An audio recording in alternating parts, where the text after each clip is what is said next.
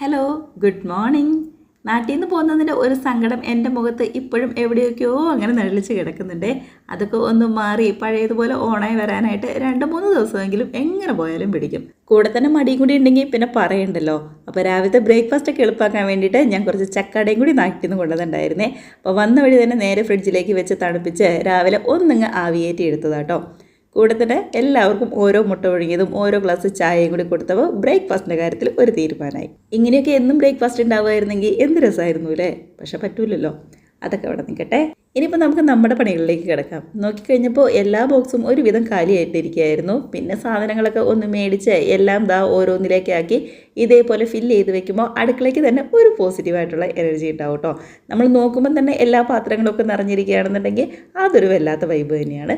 ഇതിപ്പോൾ തീർന്നു പോയ എല്ലാ സാധനങ്ങളും ഒന്നും മേടിച്ചിട്ടില്ലെങ്കിലും മേടിച്ച സാധനങ്ങളൊക്കെയും ഓരോന്നിലേക്ക് ആക്കി വെക്കുന്നതാണ് കേട്ടോ ഈ കാണുന്നത്. ഇപ്പോഴത്തെ ഇവിടുത്തെ കാലാവസ്ഥ എന്ന് പറയുന്നത് അത്യാവശ്യം നല്ല രീതിയിലുള്ള ചൂട് തന്നെയാണ് കേട്ടോ. നമ്മുടെ നാട്ടിൽ മെയിലൊക്കെ ഉണ്ടാകുന്ന ഒരു ചൂടുണ്ടല്ലോ, അതാട്ടോ ഇപ്പോൾ ഇവിടെ ഉള്ളത്.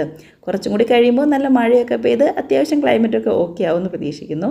നാട്ടിലാണെന്നുണ്ടെങ്കിലും നല്ല മഴയൊക്കെ പെയ്ത് വലിയ ചൂടൊക്കെ ഒന്ന് മാറി ഒരു തണുത്ത കാലാവസ്ഥയിൽ വന്നതായിരുന്നു. അവിടെ നിന്നാണ് നമ്മൾ നേരെ മാറി നല്ല ചൂടിലേക്ക് വന്നത്. ഇനി കുറച്ച് ദിവസം കൂടി കഴിഞ്ഞിട്ട് മാത്രമേ ഇവിടെ മഴ പെയ്യുള്ളൂ. കാരണം ജൂൺ ലാസ്റ്റ് ജൂലൈ ആദ്യമൊക്കെയാണ് നല്ല മഴ ഇങ്ങോട്ട് കിട്ടി തുടങ്ങാറ് സാധാരണ.